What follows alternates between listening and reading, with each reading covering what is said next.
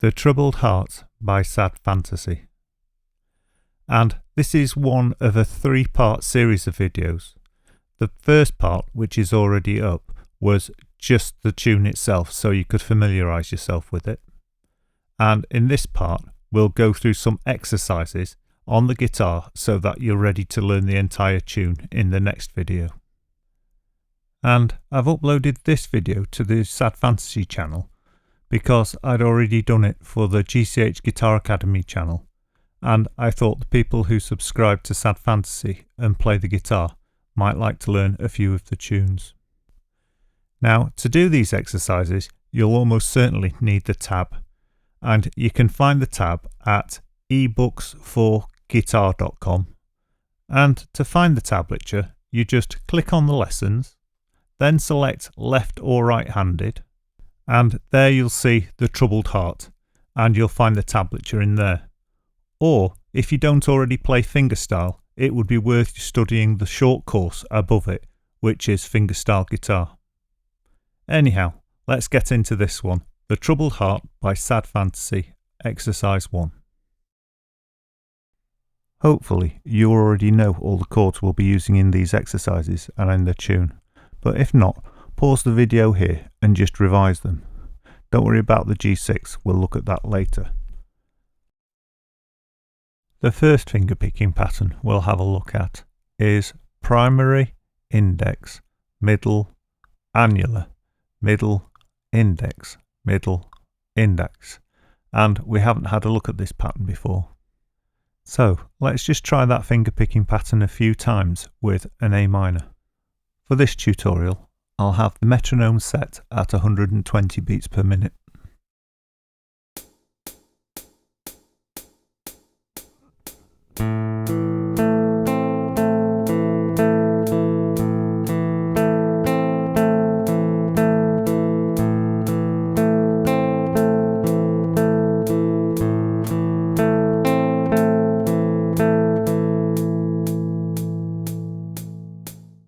Here that is again, and if you can, try playing along with it, otherwise just try practicing it.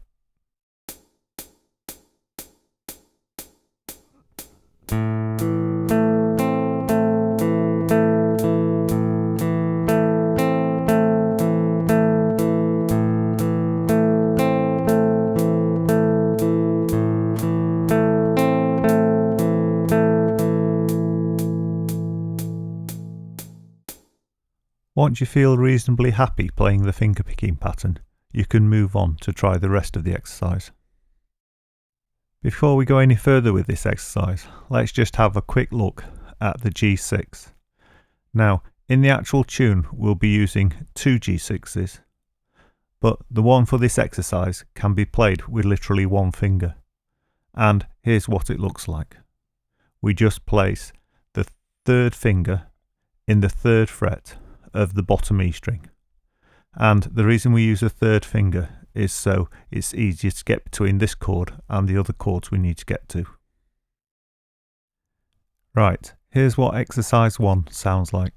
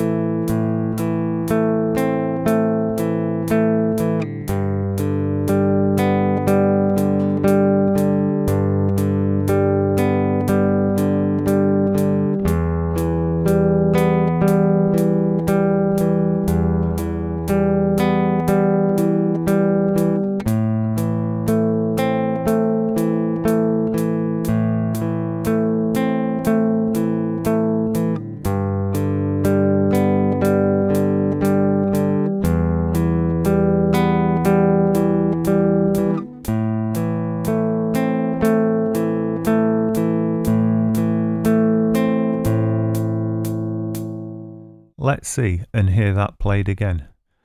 And this time, if you feel you can, try playing along with it. But if not, don't worry about it. Try practicing it first without any backing, and then once you get it to a reasonable speed, you can try playing along.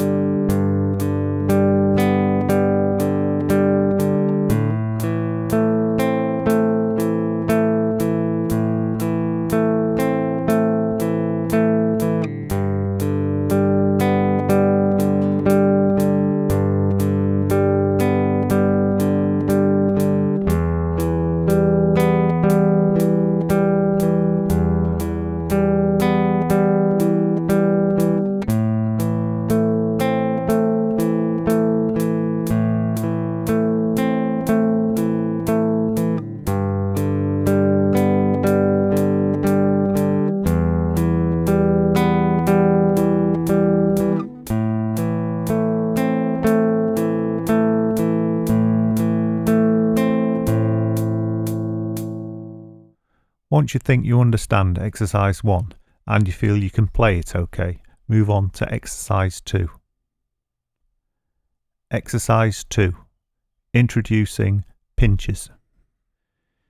If you look at the first bar of exercise 2, which is a C, you'll notice that the first note is 2 notes together. And if you look at the fingers above the score, you'll notice that the primary and the annular are being played together, and this is being denoted by the brackets over the top. So what you're doing is pinching the 2 strings at the same time, and this is what it looks like.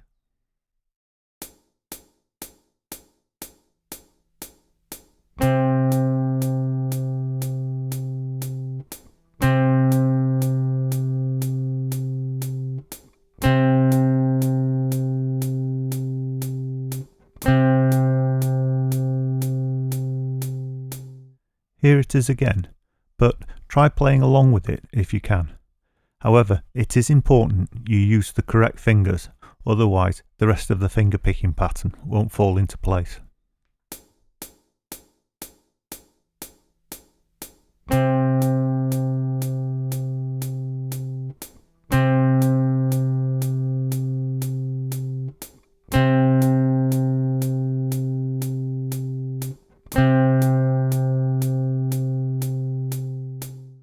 Once you can pinch those 2 notes, you'll notice the rest of the finger picking pattern is the same as the previous finger picking pattern you've done.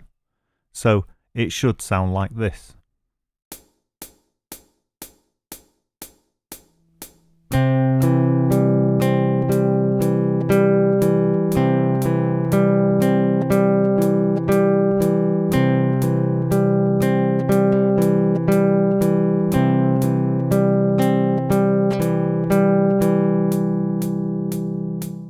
Try to play this finger picking pattern yourself with the pinch just on the C and practice that over a few times until you feel fairly comfortable with it.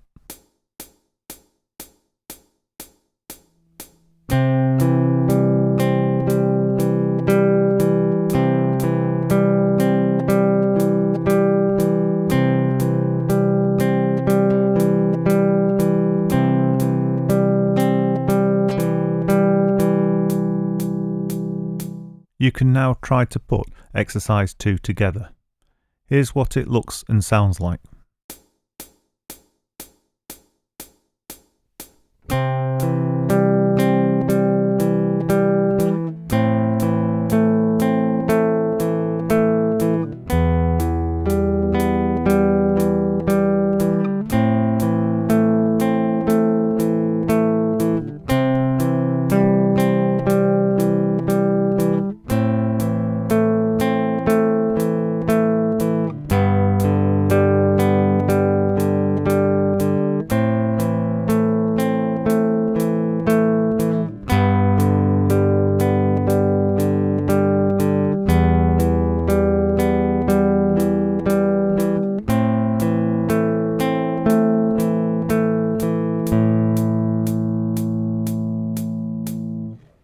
Here it is again, but this time, if you feel you can, try playing along with it.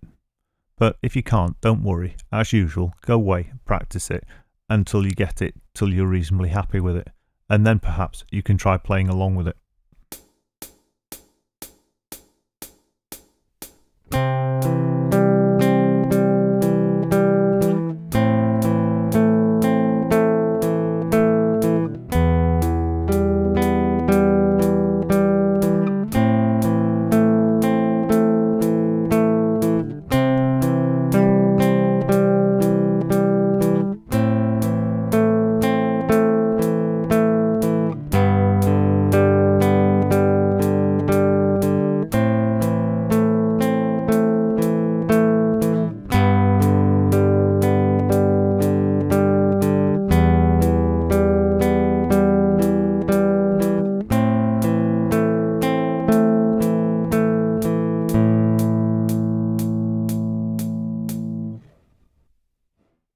Exercise 3.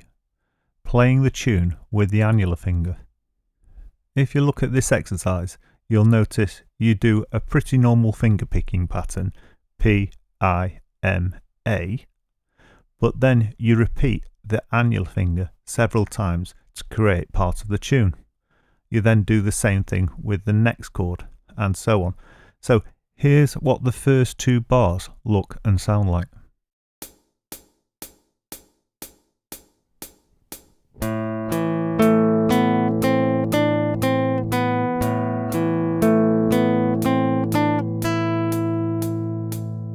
You might have noticed that when I play this exercise, I try to maintain as much as the chord shape as I can. And this is to make the whole effect smoother and cleaner, and to save me moving away from a string that I just had to come back to. This is a really useful and fairly simple technique that can really improve the way you sound. But if you want to find out more about it, look at my video on speeding up chord changes. Here's the first 2 bars again. Try playing along with it. Otherwise, just practice it, but here's what it sounds like.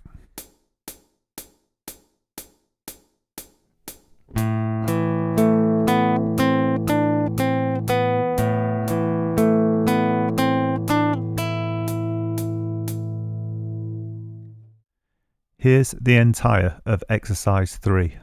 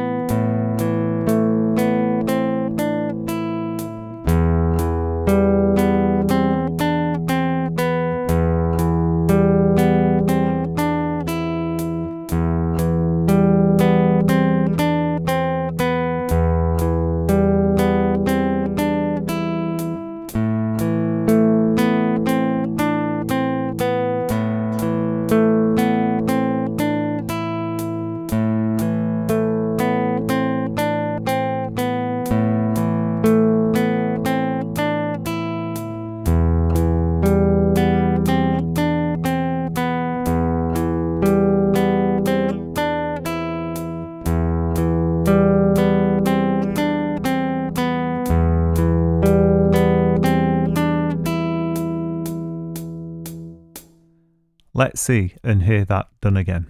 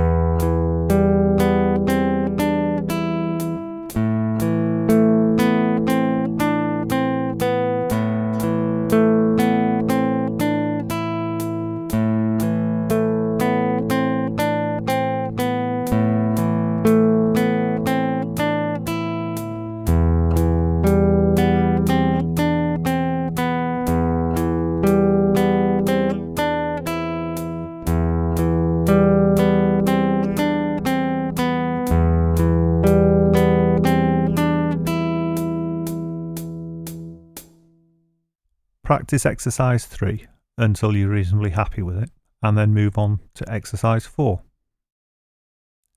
Exercise 4, slides. The last 3 exercises are very short exercises, either 1 or 2 bars. Exercise 4 is 2 bars. To play exercise 4, firstly, play the 1st fret with the 1st finger. Then, play the 3rd fret with the 3rd finger and slide to the 5th fret without replucking the string. Next, play the 1st fret again with the 1st finger, and then play it again, but this time slide to the 5th fret again without replucking the string. Then you repeat this all again. We know we don't repick the string when we're doing the slide because of the slur line over the top, which is the bar. If the slur line wasn't there, we'd have to pick the string twice. However, in this exercise and in the tune you're preparing for, there is a slur line. So you pluck the string once and slide to the next note without repicking the string. Let's see and hear that done a few times.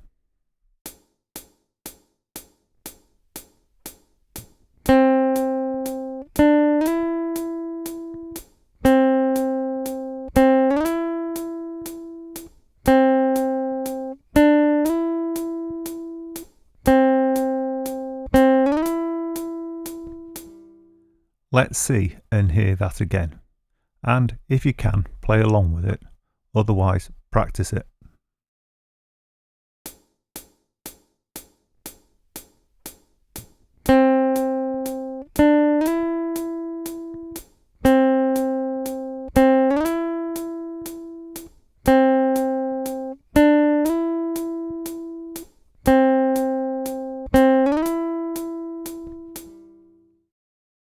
Exercise 5. More slides. In this exercise, we're going to put the slide in the same context as if we were playing the tune. And what we do is we fingerpick through an A minor and then slide the 1st finger to the 5th fret without repicking it. So let's see and hear that done a few times.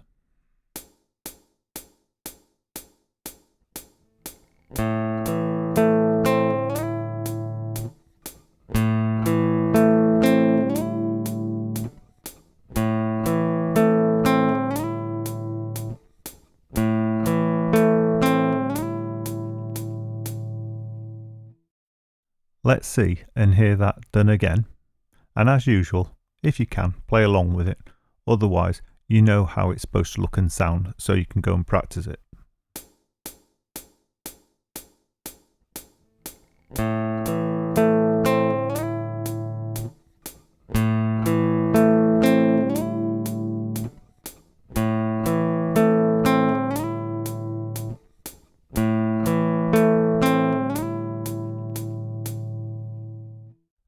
The final exercise, exercise 6, pulling off.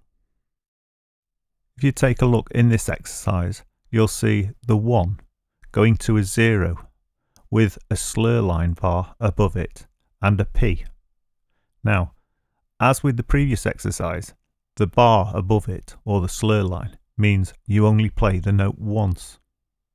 However, so it still rings on the open string, what you have to do is pluck with your 1st finger as you're pulling it away from the 1st fret. So it looks like this.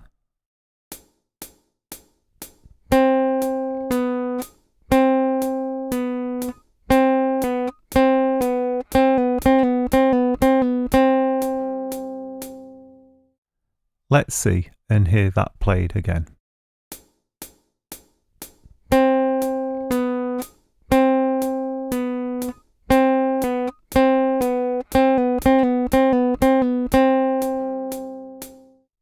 Have a play with that technique before you try the exercise. But here's what the exercise looks and sounds like.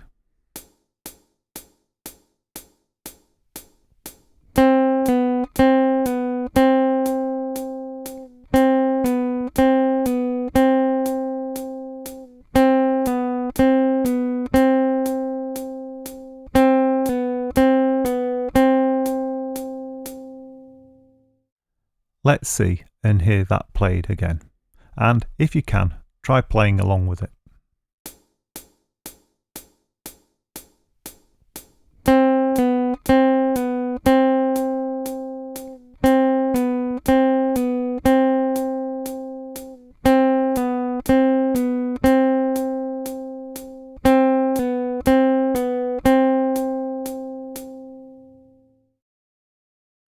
Once you're fairly happy with these exercises, you can move on to the tune now, because if you can play these exercises, the tune will be fairly easy. The link to the tune, as well as to the tab for this exercise, will be down below in the description. And don't forget, if you enjoyed this video, to like and subscribe so that you can see my future videos. Until next time, thanks for watching.